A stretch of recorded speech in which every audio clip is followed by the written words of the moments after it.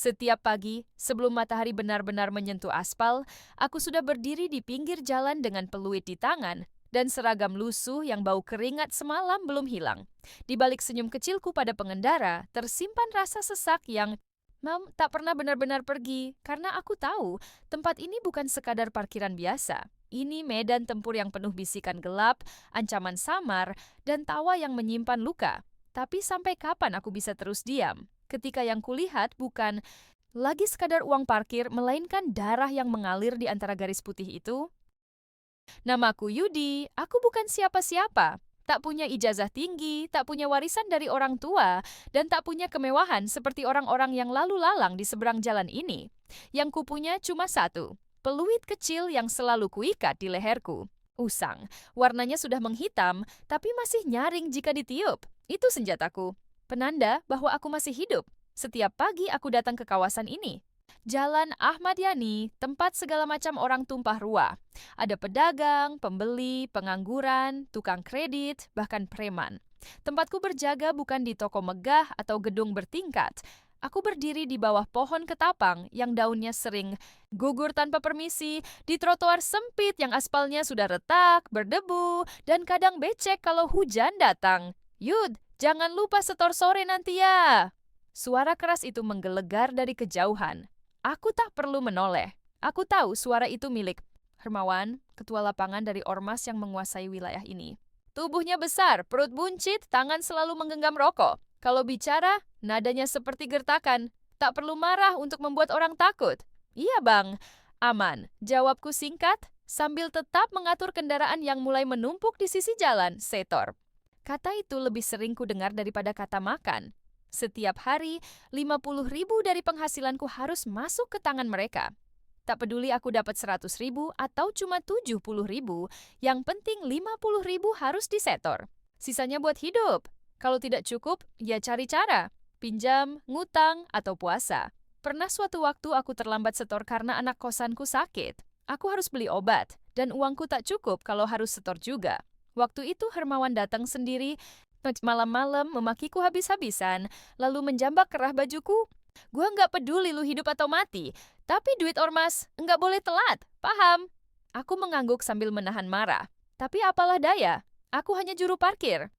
Setiap pagi adalah perang kecil, perang melawan kantuk, panas, pengendara yang ogah.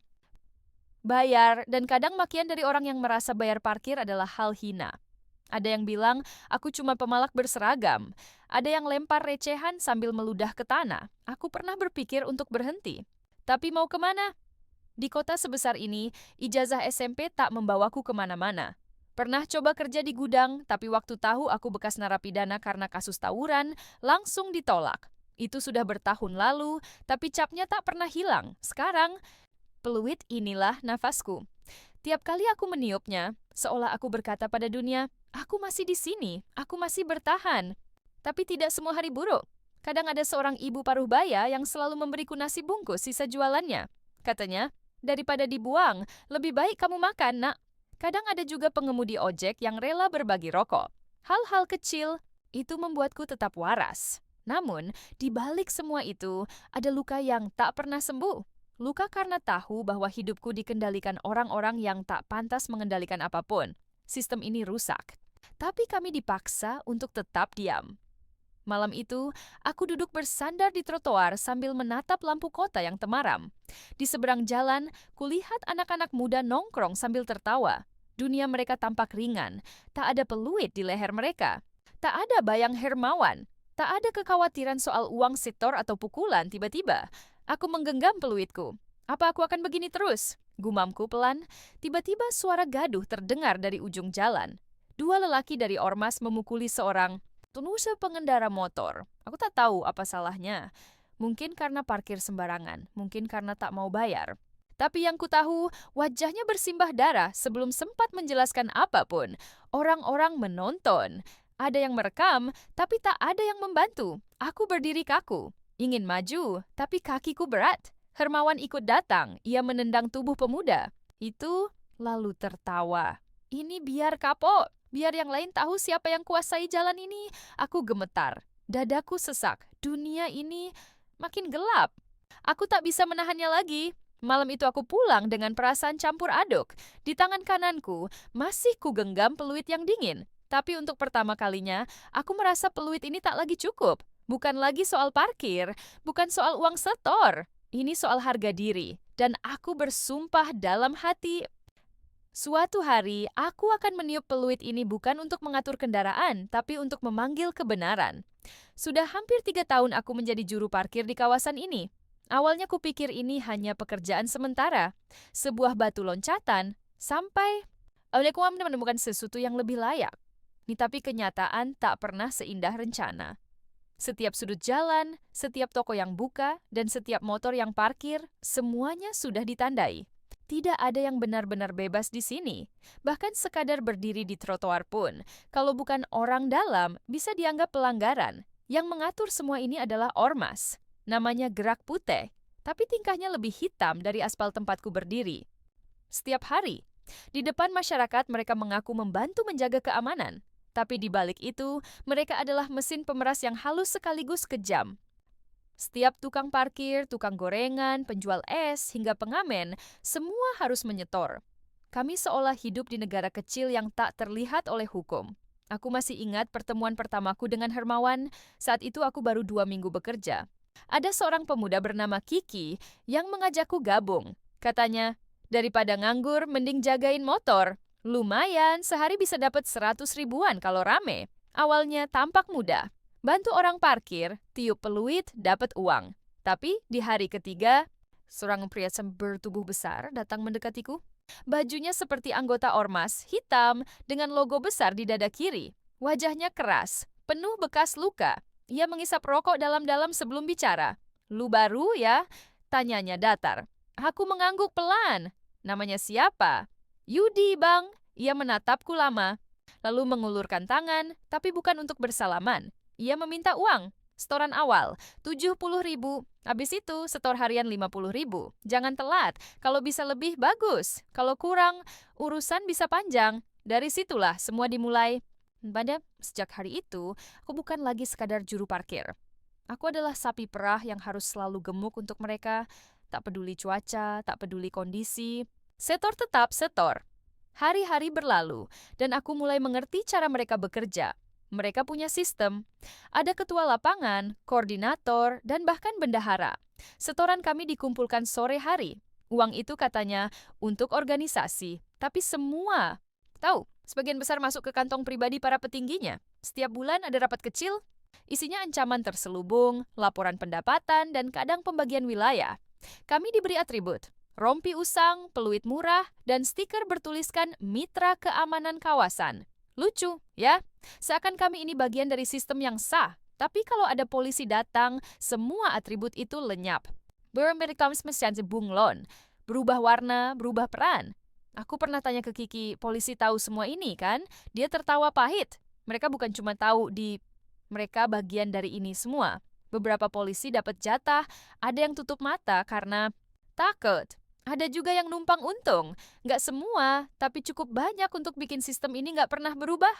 Pernah suatu malam, aku ikut mengantar uang setoran ke markas kecil mereka, sebuah ruko kosong di ujung jalan.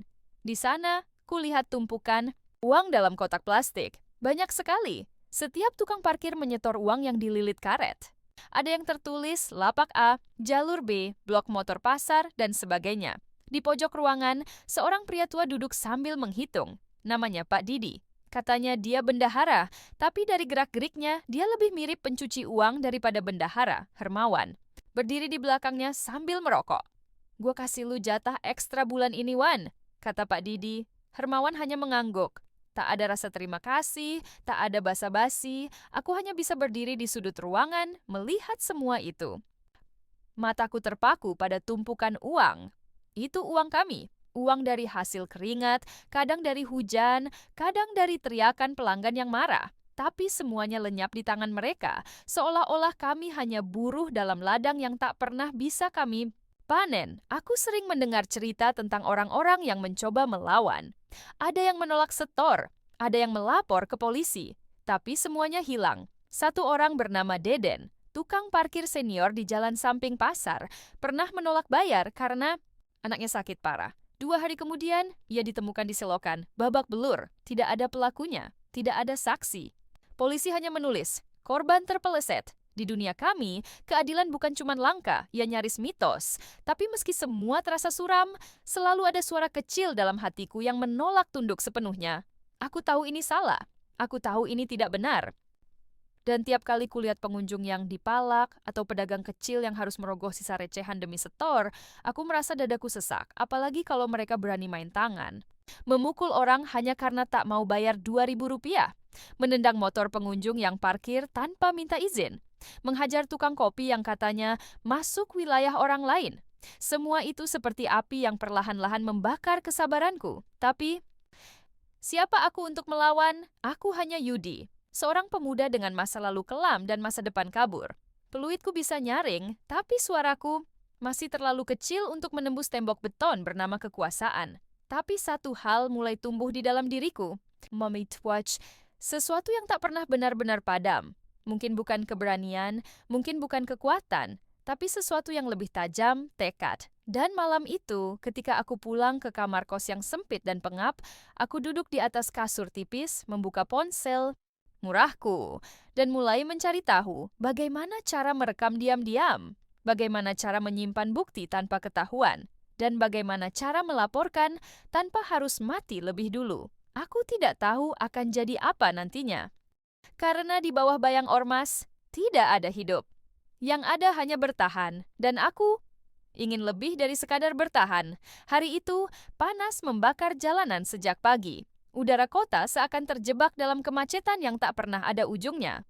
Deruk knalpot, klakson bersahutan, dan suara pedagang kaki lima bersatu jadi orkestra kebisingan yang sudah akrab di telingaku. Tapi ada yang berbeda pagi itu. Entah apa, perasaanku tak tenang sejak membuka mata. Aku berdiri di tempat biasa, di bawah pohon ketapang yang sudah hampir tak berdaun. Peluit di leherku bergoyang pelan, mencolek dadaku seperti hendak mengingatkan sesuatu. Mungkin hanya perasaanku saja, pikirku waktu itu. Yud, pelan-pelan tuh mobil, hampir nyerempet motor orang. Teriak Kiki dari seberang jalan. Aku refleks, meniup peluit. Pip! Mobil itu berhenti sejenak, pengemudinya melambaikan tangan dengan wajah ketus, lalu melaju pergi. Aku hanya tersenyum kecut. Sudah biasa, tapi detik berikutnya, mataku menangkap sesuatu yang membuat napasku tercekat. Di ujung jalan, tepat di depan minimarket besar, 2 orang berseragam ormas tengah menginterogasi seorang pengendara motor. Anak muda, kurus, wajahnya tegang. Dari raut wajahnya, aku tahu dia bukan orang sini. Mungkin pendatang atau sekadar mampir. Apa lu nggak lihat tanda parkir? Ini lahan kami. Salah satu preman berteriak sambil mendorong dada pemuda itu. Ampun, bang, saya cuma sebentar ambil barang titipan. Jawab si pemuda, suaranya bergetar. Enggak ada urusan. Bayar, 20.000. Aku mendongak. 20.000 itu angka yang gila. Tarif biasa cuma 2.000, kadang 5.000 kalau motor ditinggal lama. Tapi ini pemalakan terang-terangan. Si pemuda menolak. Dan seperti jebakan yang sudah disiapkan, pukulan pun melayang. Brak! Satu tinju mendarat di pipi pemuda itu. Ia terjatuh, motornya terguling. Suara orang-orang mulai terdengar. Beberapa menonton, beberapa mengangkat ponsel merekam, tapi tak satu pun maju membantu. Hatiku berdebar kencang, tanganku mengepal. Ingin maju, ingin berteriak, tapi Hermawan tiba-tiba muncul dari belakang warung kopi. Dengan langkah santai dan senyum tipis yang menakutkan, ia mendekat. Ada apa ini? Ribut-ribut pagi-pagi bikin pusing kepala. Salah satu anak buahnya menjawab, anak ini ngelawan, bang. Parkir sembarangan, nggak mau bayar. Hermawan hanya mengangguk, lalu tanpa peringatan, menendang perut si pemuda yang sedang berusaha bangkit. Pelajaran kecil, biar tahu aturan. Orang-orang berteriak, ada yang mulai panik. Pemuda itu meringkuk sambil mengerang, darah mengalir dari pelipisnya. Dan aku berdiri diam, menonton. Kakiku berat seperti di semen, mulutku kering, tapi dadaku terbakar. Ada rasa bersalah yang lebih tajam dari kemarahan. Aku tak bisa diam lagi. Dengan tangan gemetar, aku merogoh saku dan menyalakan ponsel bututku. Aku arahkan kamera ke kejadian itu. Aku tahu risikonya, tapi aku juga tahu jika hari ini aku hanya menonton, besok-besok akan ada korban berikutnya.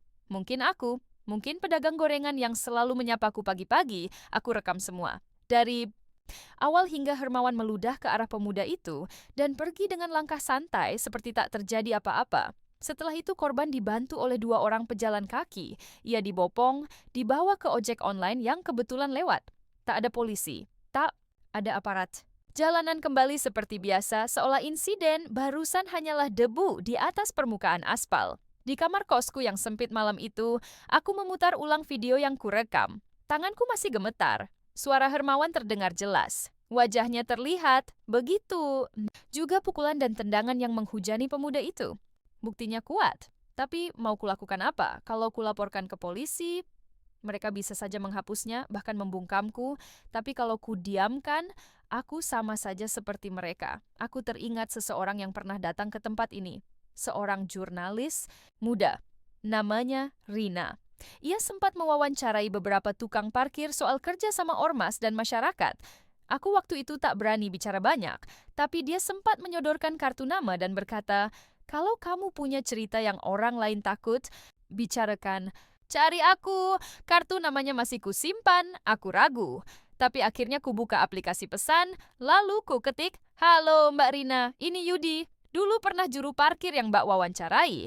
Saya punya rekaman kejadian di kawasan tempat saya kerja. Penting, bahaya juga. Bisa bantu? Ku kirim. 1 menit, 5 menit, tidak ada balasan.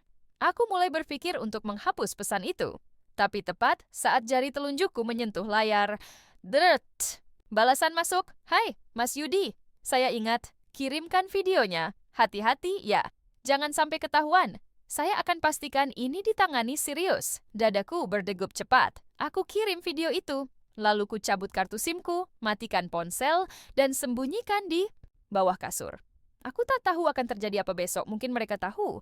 Mungkin mereka akan mencariku. Tapi malam itu, untuk pertama kalinya dalam hidupku, aku merasa meniup peluit bukan sekadar untuk atur parkir.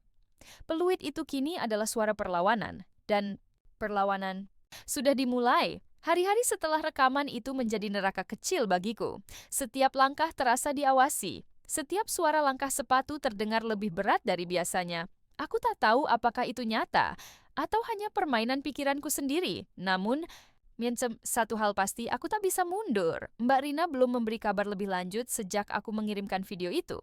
Tapi aku percaya ia bekerja dengan hati-hati. Tidak seperti wartawan televisi yang datang hanya untuk sensasi. Rina benar-benar menyimak. Aku bisa lihat dari cara matanya menatap saat mendengarkan dulu. Bukan hanya ingin tahu, tapi ingin mengerti. Pagi itu, saat aku baru saja menggantungkan rompi lusuh ke tubuhku dan mengikat peluit di leher, Kiki menepuk pundakku dari belakang. "Yud, dengar-dengar semalam ada yang masuk rumah Pak Didi," bisiknya. Aku menoleh cepat. "Maksudnya, masuk gimana?" "Ya gitu. Katanya nyari berkas setoran. Tapi nggak ada yang hilang. Cuma berantakan doang. Hermawan sekarang kayak setan. Ngebentak semua orang, jantungku mencelus. Apa ini ada hubungannya denganku? Apa videonya sudah bocor? Atau mungkin bukan hanya aku yang geram selama ini? Di saat seperti itu, ketakutan datang dari segala arah. Dan satu-satunya pelindungku hanyalah niat baik. Tapi niat saja tak cukup untuk membuatku selamat. Aku mulai sadar perjuangan ini tak bisa kutanggung sendirian. Sore hari, setelah setoran harian, aku menyelinap ke belakang warung kosong yang jarang dipakai. Tempat ini biasanya jadi tempat nongkrong diam-diam, tapi kali ini aku datang dengan tujuan lain. Di sana, duduk seseorang yang tak pernah kuduga akan kutemui lagi. Senobot tubuhnya masih kurus tinggi seperti dulu, tapi wajahnya jauh lebih keras. Kulitnya menghitam, matanya cekung, dan ada bekas luka panjang di alis kirinya. Ia memegang sebatang rokok yang hampir habis. "Seno," suaraku keluar seperti bisikan. Ia menoleh, matanya melebar sejenak. "Yudi," aku melangkah mendekat. Kami saling menatap dalam diam, seperti 2 orang asing yang punya sejarah panjang. Karena memang benar, kami dulu sahabat dekat, dari kecil. Tapi Seno menghilang bertahun-tahun lalu setelah keluarganya bangkrut dan ia terjerat utang karena pinjaman. "Rentenir, apa lo bagian dari mereka?" Tanyaku pelan. Ia tak langsung menjawab. Hanya menghela napas panjang, lalu menunduk. "Aku nggak punya pilihan, Yud. Aku masuk waktu aku nggak punya tempat tinggal. Mereka nawarin kerjaan, tempat tidur, dan makan. Nggak semua dari kita masuk karena tamak, kadang karena terpaksa. Aku menatapnya lama, antara marah, kasihan, dan bingung. Seno, yang dulu selalu bilang ingin jadi guru, sekarang menjadi salah satu bagian dari jaringan yang kulawan. Tapi lu tahu ini salah, kan? Tanyaku lagi. Seno mengangguk pelan. Tiap malam aku nggak bisa tidur, tiap lihat anak kecil di pinggir jalan. Aku ingat adikku. Dia yang dulu selalu bilang, jangan jadi pengecut. Tapi lihat aku sekarang. Gua rekam kejadian kemarin. Kataku tiba-tiba memotong pengakuannya, matanya melebar. Ia langsung menatap ke sekeliling, lalu mendekat. Lo gila, kalau ketahuan, lo bisa dihabisin. Gue tahu, tapi kalau nggak ada yang mulai, sampai kapan kita hidup kayak begini? Seno diam. Lalu berkata lirih, ada orang dalam. Gue nggak tahu siapa, tapi mereka curiga video udah sampai ke wartawan. Pak Didi udah dapat instruksi dari pejabat yang biasa bantu nutupin. Katanya, kalau ada tikus harus dibasmi sebelum nyebar penyakit. Aku meringis. Aku adalah tikus. Itu, hari-hari setelahnya berjalan seperti meniti tali di atas jurang. Hermawan makin brutal. Ia datang tiap hari, memeriksa lapak, mencurigai siapa saja. Ia bahkan menggeledah beberapa tempat kerja tukang parkir dengan dalih cek izin. Tapi aku tetap tenang, sebisa mungkin. Sampai akhirnya, kabar itu datang. Sore, itu saat langit mulai memerah. Dan sebagian besar pengunjung sudah pulang, ponselku berbunyi. Nomor tak dikenal, aku angkat dengan cepat. Mas Yudi, suara perempuan terdengar. Ya, ini saya. Saya Rina. Video yang Mas kirimkan sudah saya verifikasi. Kami sedang koordinasi dengan salah satu LSM anti korupsi dan lembaga advokasi hukum. Kami butuh pertemuan, tapi harus sangat hati-hati. Aku menarik napas panjang. Apa sekarang mereka tahu? Belum. Tapi kami juga dapat kabar. Ada orang yang sedang dicari karena diduga menyebar video. Jadi kita harus cepat sebelum mereka tahu pasti. Di mana kita bisa ketemu? Ada kafe kecil dekat terminal lama, yang ada rak buku tua di dalam. Saya tunggu. Malam ini, jangan bawa siapa-siapa. Aku datang ke sana dengan hati-hati. Di dalam kafe itu, suasananya tenang. Musik lembut mengalun. Tak banyak pengunjung. Dan di sudut ruangan, duduk Rina. Dengan laptop terbuka dan map coklat di tangannya. Ia tersenyum saat melihatku, tapi matanya waspada. Mas Yudi, ini bukti penting, tapi bukan cuma video itu. Kami butuh keterangan lebih lanjut. Struktur, ormas, alur uang, keterlibatan aparat, semua. Aku mengangguk.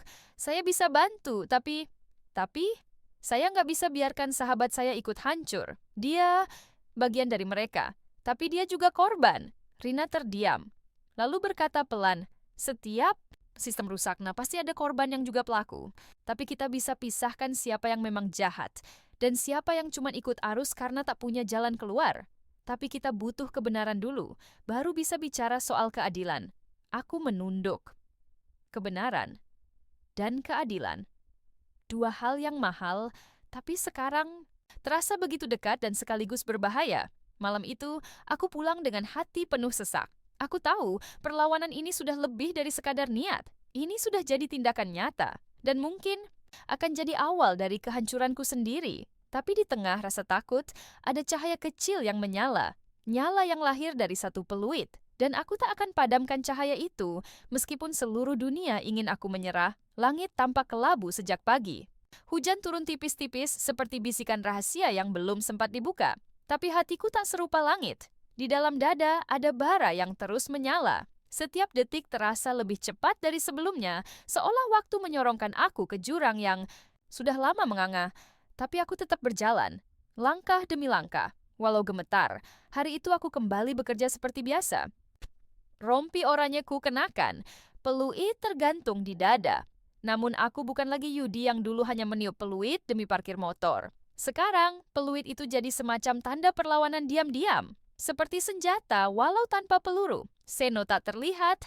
Dan hari itu, kata Kiki, ia diminta Hermawan ikut dalam rapat ormas di markas besar mereka di pinggir kota. Aku tahu itu pertanda buruk. Rapat besar ormas itu bukan hal biasa. Jika Seno dipanggil, bisa saja ia sedang diinterogasi. Atau lebih buruk, disiapkan untuk dijadikan kambing hitam. Aku harus bertindak sebelum semuanya terlambat. Malam harinya, aku kembali bertemu dengan Rina. Kali ini di tempat berbeda, sebuah gudang kosong yang sudah lama tak terpakai di belakang pasar lama.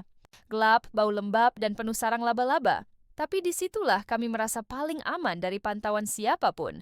Rina datang dengan 2 orang. Seorang pria berumur dengan mata tajam dan wanita muda yang memperkenalkan diri sebagai pengacara dari Lembaga Bantuan Hukum, Yudi, kata Rina membuka pembicaraan. Video yang kamu kirim sudah kami teruskan. Responnya cepat, tapi masalahnya lebih dalam dari yang kami duga. Nama-nama besar terlibat. Pejabat, polisi, bahkan beberapa orang di dinas kota. Kalau ini meledak, mereka tak akan tinggal diam. Aku mengangguk pelan. Aku tahu, tapi aku siap. Pria tua itu bicara. Suaranya dalam dan tenang. Kami bisa lindungi kamu, tapi kamu harus bantu kami memetakan struktur. Siapa saja yang terlibat? Alur uang, jalur komunikasi. Apa kamu tahu? Aku menarik napas panjang. Saya tahu sebagian. Setiap juru parkir wajib setor tiap malam ke koordinator lapangan. Lalu disetorkan ke Pak Didi, yang ngaku pengurus wilayah Ormas. Tapi saya tahu, uang itu nggak berhenti di dia. Karena kadang, waktu saya bantu hitung, ada yang datang pakai mobil plat merah, ambil amplop. Plat merah? Tanya pengacara muda itu cepat. Aku mengangguk. Sering, kadang malam, kadang pagi. Mereka nggak ngomong banyak, tapi semua diam waktu mereka datang. Rina mencatat dengan cepat, lalu bertanya, apa kamu bisa dapat nama-nama mereka? Aku menatapnya tajam. Bisa, tapi saya butuh waktu dan bantuan. Malam itu aku pulang dengan perasaan campur aduk. Tapi yang paling menyesakan adalah kekhawatiran soal Seno. Aku coba kirim pesan, tapi tak dibalas. Teleponku hanya menyisakan dering panjang sebelum akhirnya mati sendiri. Pikiranku penuh skenario buruk, ia disiksa atau bahkan dibuang. Aku harus tahu keadaannya. Keesokan harinya, aku menyusup ke markas Ormas dengan alasan setor laporan. Aku mengenal salah satu penjaga, Tony, yang sering kuberi kopi saat istirahat.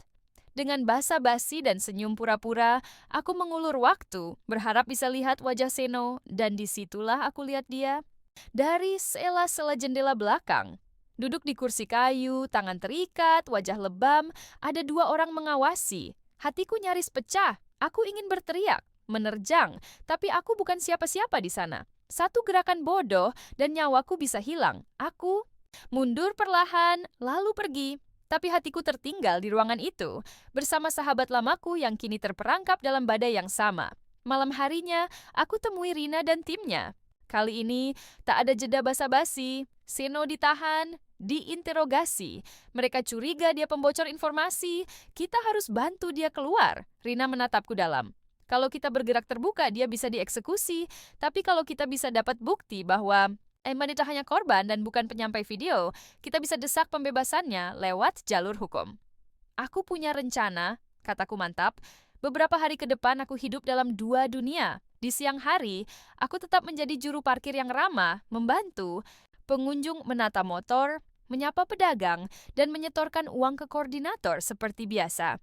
Tapi di malam hari, aku merekam, mencatat, memotret, mengumpulkan bukti satu demi satu, wajah-wajah yang datang mengambil uang.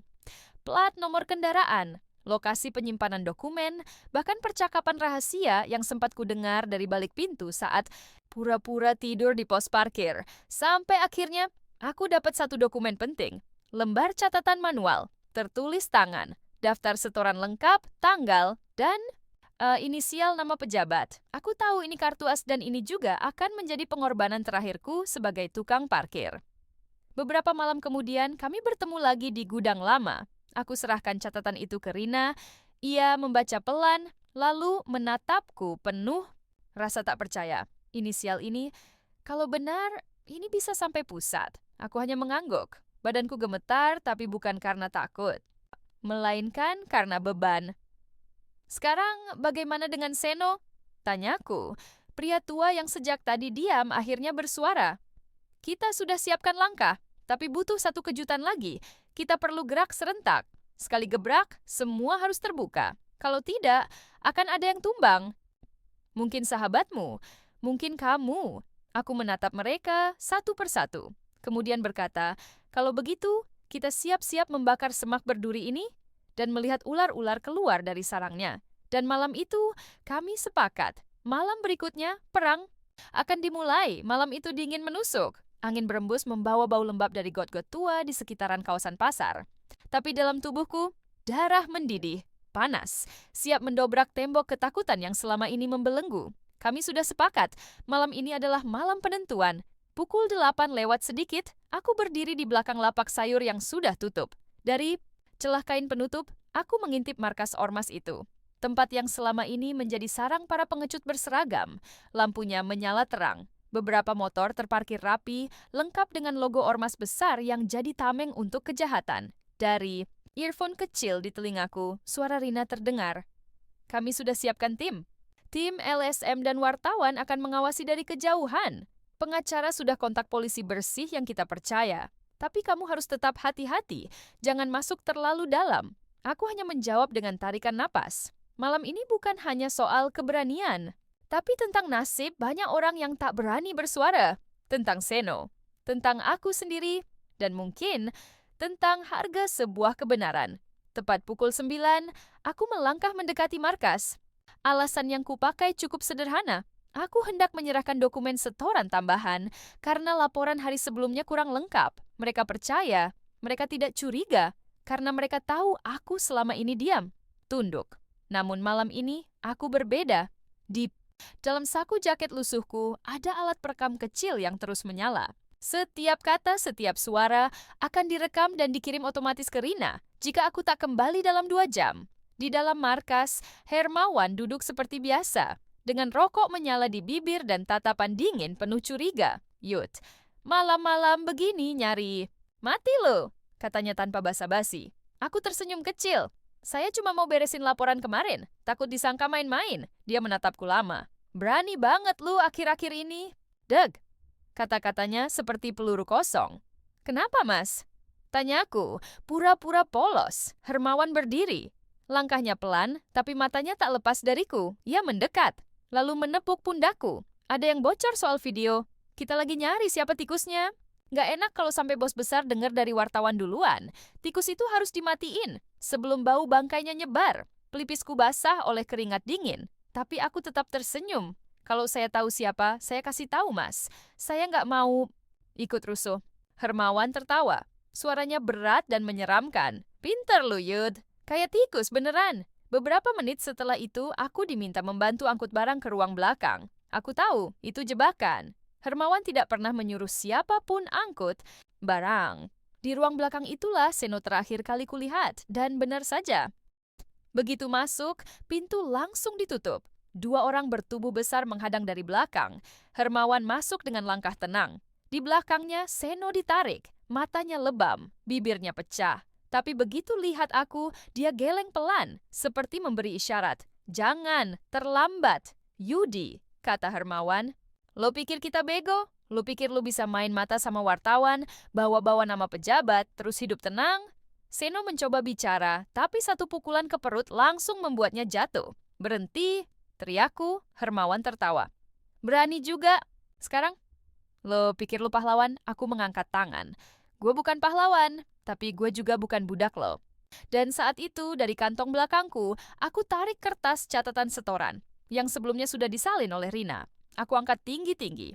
Gue udah kirim salinan ini ke wartawan, ke LSM, ke pengacara, bahkan ke polisi.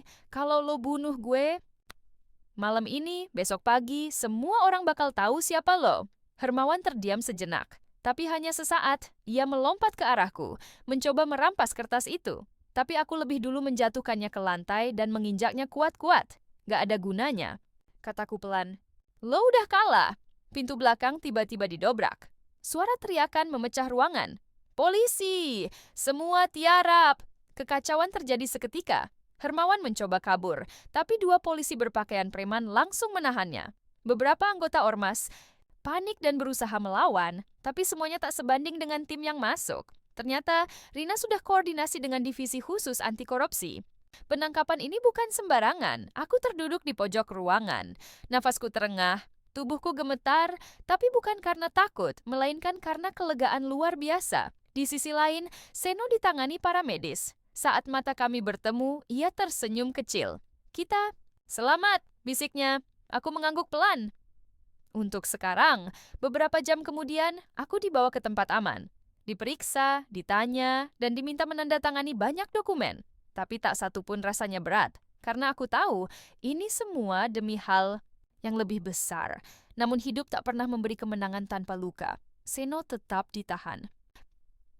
Meskipun dia terbukti banyak membantu dan tak sepenuhnya terlibat dalam penganiayaan, tapi hukum tetap harus berjalan. Ia akan diadili sebagai saksi sekaligus terdakwa ringan. Aku tahu itu menyakitkan, tapi mungkin itu harga yang harus dibayar. Rina menepuk bahuku saat kami duduk di luar kantor LSM 2 hari setelah penangkapan besar itu. Kamu tahu, katanya pelan, jarang sekali kami temukan keberanian seperti kamu. Orang kecil yang melawan sistem besar. Aku hanya tersenyum. Saya bukan siapa-siapa, Mbak. Cuma tukang parkir yang muak. Rina tertawa kecil. Mungkin, tapi kamu juga yang menyalakan bara pertama. Aku menatap langit. Malam itu bintang terlihat jelas. Untuk pertama kalinya setelah sekian lama, aku merasa bebas. Walau hanya sebentar, namun aku tahu pertempuran belum selesai. Karena di balik setiap sistem rusak, selalu ada bayangan lain yang menunggu celah. Dan bara itu belum sepenuhnya padam. 2 minggu setelah penangkapan itu, suasana kawasan parkir. Tempatku biasa bekerja berubah total. Pos kecil yang dulu selalu dipenuhi suara bercanda para juru parkir kini sepi. Banyak dari mereka menghilang. Ada yang pindah kerja, ada yang mungkin ikut kabur bersama Hermawan dan antek-anteknya yang belum tertangkap. Bahkan beberapa pos parkir ditutup oleh pemerintah kota.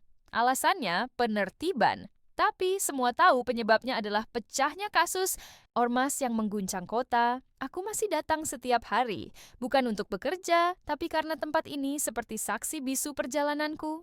Disinilah semuanya dimulai. Dari peluit pertama sampai bara perlawanan itu menyala. Namun di balik semua itu, satu hal yang terus menggangguku. Senodort, sahabat masa kecilku itu masih ditahan. Walau ia dianggap kooperatif, status hukumnya belum jelas. Dan semakin banyak tekanan dari pihak-pihak tertentu, semakin kabur pula nasibnya. Hari itu, aku dipanggil ke kantor LSM oleh Rina. Ia tampak lebih tegang dari biasanya. Oh, matanya merah, dan ia seperti menahan sesuatu. Yudi, katanya pelan sambil menyodorkan map coklat. Kami baru terima berkas ini dari pengacara Seno. Ada perkembangan baru. Aku membuka map itu perlahan. Di dalamnya, dokumen pengakuan. Tertulis tangan, dengan tanda tangan Seno di bawahnya, isinya membuatku gemetar. Seno mengakui bahwa dirinya yang menyebarkan video kekerasan itu ke Rina. Bukan aku. Ia bahkan menulis bahwa semua tindakan pelaporan adalah inisiatifnya sendiri. Ia menyebutku tak terlibat. Bersih, bahkan menyatakan aku hanya teman lama yang tak tahu apa-apa. Jantungku seakan berhenti berdetak. Apa maksudnya ini? Tanyaku lirih. Rina menghela napas berat. Ini taktik. Dia mencoba menyelamatkanmu, supaya kamu tak ikut terseret lebih dalam. Tapi ini juga berarti dia akan menanggung semua akibatnya sendiri. Aku menggenggam map itu erat. Tidak, ini salah. Ini semua salah. Rina menatapku penuh iba. Kami bisa tolak pengakuan ini, tapi konsekuensinya, kamu juga bisa dihadapkan ke meja hukum. Kalau kamu bersedia, aku menunduk. Dadaku terasa, sesak. Seluruh dunia terasa memutar. Kenapa, No? Kenapa harus kamu? Malam itu aku memutuskan untuk menjenguk Seno di tahanan. Lewat jalur khusus bantuan pengacara LSM, aku mendapat izin terbatas. Saat kami akhirnya duduk berhadap-hadapan, rasanya seperti kembali ke masa SMA dulu. Duduk di bawah pohon besar, bicara soal mimpi-mimpi yang kini terasa begitu jauh. Lu kenapa? No? Tanyaku akhirnya. Suaraku serak. Seno hanya tersenyum. Wajahnya pucat, matanya cekung. Karena lu punya masa depan, Yud. Gue enggak. Aku menggeleng. Jangan ngomong kayak gitu. Kita bisa keluar dari semua ini bareng-bareng. Ia menghela napas. Gue udah terlalu dalam, Yud. Lu cuman kena di ujung. Lu masih bisa hidup lurus. Jangan kebawa sama dosa-dosa gue. Aku berdiri, marah. Gue gak peduli masa lalu lu. Tapi gue gak bakal biarin lu jadi kambing hitam. Ini bukan soal lu atau gue. Ini soal kebenaran. Seno menatapku dalam. Matanya berkaca-kaca. Kebenaran gak selalu menang, Yud. Kadang dia juga kalah, cuma bisa ditinggalin. 3 hari setelah itu, kabar buruk datang. Pengacara Rina menerima tekanan dari pihak kejaksaan. Seseorang dari dalam sistem menyarankan agar kasus Seno segera ditutup dengan status bersalah, agar tidak membuka jalur investigasi lebih luas. Jika tidak, ancaman terhadap keluarga pengacara dan tim LSM bisa terjadi. Termasuk aku. Kata pengkhianatan berkali-kali muncul di pikiranku. Ini bukan lagi soal kawan dan lawan. Ini soal sistem yang saling melindungi kegelapan di dalamnya. Aku duduk di pos parkir yang kosong, angin malah menusuk kulit. Nah, di tangan masih ada salinan dokumen pengakuan Seno. Aku tahu jika ini benar-benar dipakai, Seno bisa dipenjara bertahun-tahun. Tapi jika aku buka suara, semua bisa lebih parah. Bukan hanya untukku, tapi juga untuk orang-orang yang selama ini dia melindungiku. Apa aku harus diam? Apa aku harus biarkan Seno menanggung semuanya? Malam itu aku temui Rina lagi. Aku akan mengaku, kataku tegas. Rina langsung berdiri. Tidak, Yudi, kamu nggak bisa. Aku bukan pahlawan, tapi aku juga bukan pengecut. Potongku, kalau Seno masuk penjara sendirian, dia akan hancur. Kamu dan semua ini jadi sia-sia. Rina terdiam. Ia tahu aku sudah bulat. Pagi keesokan harinya aku berdiri di depan kantor polisi. Wartawan sudah tahu kabar itu. Aku buka suara, bicara ke kamera tentang siapa aku, tentang apa yang kulakukan, tentang kebusukan sistem, tentang nama-nama besar yang masih bersembunyi di balik dinding kekuasaan. Aku tahu hidupku tak akan pernah sama lagi, tapi aku tidak sendiri. Seno akhirnya dibebaskan dari dakwaan utama. Ia tetap menjalani hukuman ringan karena keterlibatannya. Tapi pengadilan mencatat bahwa ia adalah whistleblower penting. Hukuman dikurangi drastis, dan aku dikenai sanksi sosial. Tapi berkat tekanan publik dan gerakan solidaritas, aku tidak dipenjara, namun kami tak keluar dari cerita ini tanpa luka. Seno kehilangan pekerjaannya, namanya tercoreng. Aku pun harus pindah tempat tinggal karena teror yang terus berdatangan. Diam-diam, tapi kami masih hidup, masih bisa berdiri, masih bisa bernapas. Suatu sore, kami duduk berdua di sebuah warung kecil pinggir kota. Tak jauh dari lapangan parkir yang kini kosong. Lu yakin gak nyesel? Tanya Seno sambil menyeruput kopi. Aku menatap jalanan di depan. Senyap, tapi damai. Gak ada yang gak nyesel, no. Tapi gue lebih nyesel kalau diem. Ia tertawa kecil. Kita gak bakal bisa hidup normal lagi, ya? Aku tersenyum. Mungkin, tapi kita bisa hidup jujur. Dan di saat langit senja mulai berubah ungu, aku tahu satu hal pasti. Pengkhianatan bukan selalu datang dari musuh. Kadang, datang dari orang-orang yang ingin menyelamatkanmu dengan cara yang salah. Tapi disitulah letak ujian. Bisa nggak kita tetap saling percaya? Walau dunia berusaha memecahkannya, malam itu, langit tidak hanya gelap. Ia menggantung seperti ancaman, menekan dadaku lebih kuat dari biasanya. Hujan turun tipis, seperti bisikan-bisikan langit yang merintih pelan. Di tanganku, sebuah flash disk kecil berisi data transaksi gelap, rekaman suara, bahkan video pemukulan, di posko ormas yang diam-diam dikumpulkan oleh Raka selama 2 minggu terakhir. Ini cukup buat ngegulingin mereka semua, kata Raka dengan suara berat waktu itu, 2 hari sebelum ia menghilang, dan kini aku sendirian. Berdiri di depan gedung kejaksaan dengan jantung yang berdegup seperti genderang perang. Aku menunduk. Mengenang kata-kata terakhir Raka malam itu. Gue tahu lo gak bakal berhenti dan gue juga tahu gue gak bisa terus begini. Tapi ada harga yang harus dibayar, bro. Dan mungkin itu gue sendiri. Aku tak sempat menjawab. Besok paginya, dia hilang. Ormas gelap itu bukan sekadar kumpulan pemalak.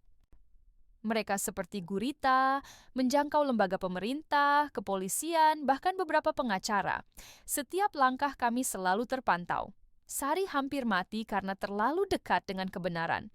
Dan sekarang, aku bahkan tak tahu apakah Raka masih hidup atau enggak. Tapi aku harus jalan terus. Aku menyerahkan flash disk itu kepada petugas dengan tangan gemetar.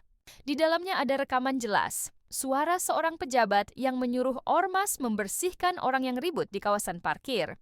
Ada data transfer uang yang tidak sesuai laporan anggaran, bahkan foto-foto amplop berisi uang tunai di ruang sekretaris. Camat. Pak, ini penting. Tolong jaga bukti ini baik-baik, kataku, berusaha menyembunyikan getar di suaraku. Petugas itu memandangku sejenak. Aku tak tahu dia teman atau lawan, tapi aku tak peduli lagi. Aku sudah terlalu jauh untuk mundur. Keesokan harinya, berita itu meledak seperti petasan di tengah malam sepi. Kejaksaan terima bukti kuat dugaan korupsi dan kekerasan ormas berkedok. Organisasi sosial, nama-nama besar disebut. Pejabat daerah diinterogasi, posko ormas dirazia, wartawan berseliweran. Aku dan Sari hanya bisa menyaksikan dari kejauhan, tak berani muncul di depan kamera. Namun, kabar yang paling menusuk datang di sore yang sama. Sebuah pesan dari nomor tak dikenal masuk ke ponselku. Dia udah kami serahkan, lu bebas sekarang. Aku berlari ke Polres. Dan di sana, di ruang tahanan berjeruji besi, Raka duduk dengan senyum kecil di wajahnya. Senyum yang sama seperti saat kami dulu main kelereng di gang rumah. Lu beneran gila, Yud, katanya pelan sambil menunduk. Mataku panas, airnya menggantung, tapi aku tahan. Aku duduk di lantai, menghadapinya di balik jeruji. Dunia kami sekarang dipisahkan oleh batang-batang besi. Gua nggak bisa nyelamatin lu sepenuhnya, Kak. Nggak usah. Lu udah nyelamatin bagian paling penting dari gue, hati gue. Aku tertawa kecil, tapi rasanya seperti sembilu menyayat tenggorokan. Raka lalu menarik sesuatu dari kantong bajunya. Sebuah foto kusam kami berdua waktu SMP, berdiri di depan lapangan bola dengan seragam lusuh tapi tawa lebar. Lu masih inget? Yud, waktu kita ngomong soal masa depan, lu pengen jadi guru, gue pengen jadi pemain bola. Lucu, ya. Gue masih inget, Kak. Ia diam sejenak, lalu menatapku dalam, lu bawa peluit lo, aku mengangguk. Dari saku jaket, kuambil peluit kecil yang selalu kubawa bukan untuk kerja, tapi sebagai pengingat bahwa aku masih punya suara. Tiupin buat gue sekali aja. Aku menatapnya, mataku basah, dan akhirnya aku meniup peluit itu. Piip! Suara itu menggema di ruang tahanan, nyaring dan getir. Petugas menoleh, beberapa tahanan lain bersorak. Tapi bagi kami, itu semacam perpisahan, sebuah akhir, sebuah awal. Seminggu kemudian, Raka resmi ditahan. Ia akan menghadapi tuntutan berat, tapi juga mendapat keringanan sebagai saksi pelapor dan pemberi informasi. Beberapa nama besar tumbang. Sari kembali menulis untuk media besar, membawa kisah ini ke tingkat nasional. Dan aku kembali ke parkiran, tapi tidak lagi sama. Kini tak ada lagi pungli, tak ada lagi tatapan teror. Tempat itu dibersihkan, dan para juru parkir mulai mendapat pelatihan resmi dari Dinas Perhubungan. Aku menjadi semacam koordinator kecil, bukan karena kekuasaan, tapi karena mereka percaya padaku. Namun, setiap malam, aku masih duduk di ujung pos ronda, memandang jalanan, dan mengingat wajah Raka di balik jeruji dengan senyum yang menghapus segalanya. Kebenaran itu mahal, kata Raka. Tapi bohong lebih bikin kita miskin selamanya. Aku paham sekarang, peluitku tak hanya alat kerja. Ia adalah suaraku, dan suara itu harus terus ada, meski kadang hanya didengar oleh langit. Setahun berlalu, parkiran kini tenang. Yudi jadi saksi di persidangan, namun hatinya tetap kosong. Di tiap malam sunyi, ia memandangi foto lama Raka, mengenang, menyesal, tapi tetap teguh.